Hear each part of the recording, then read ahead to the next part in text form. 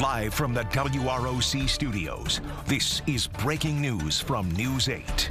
Good evening. Thank you for joining us. We're going to begin with that breaking news. The New York State Department of Health announcing today the COVID-19 vaccine requirement for healthcare workers that's been in place for a few years now. It is in the process of being lifted. That's right. It's another signal that the COVID era has ended. Mackenzie Mislin joins us in the studio with more on how this all unfolded during an appellate court hearing in Rochester this morning. Mackenzie.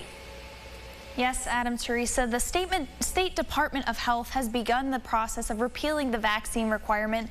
Their statement today saying the regulation awaits approval from the Public Health and Health Planning Council, and, quote, facilities should continue to implement their own internal policies regarding COVID-19 vaccination. After seeing years of healthcare workers protesting outside local hospitals for the vaccine mandate to be lifted, it will now happen.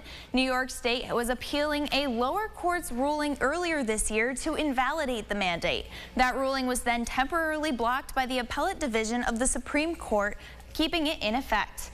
In a courtroom today, attorney Jonathan Hitsous for the state declared the mandate would be removed by the state. An attorney representing the healthcare workers in the case responded asking whether or not the appellate court would affirm the lower court's ruling, saying regardless of it now being repealed, there are important parts of the law to protect against this situation happening again.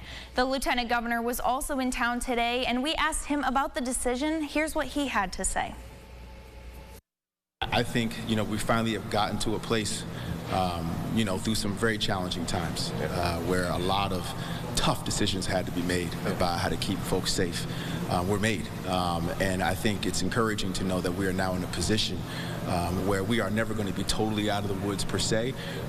But, I think it's a sign, that we are, moving in a direction where that period of time is receding, which is a good thing. The department released a correction to their statement earlier saying they will not, quote, commence any new enforcement actions. We've reached out to URMC for more information on how they plan to move forward.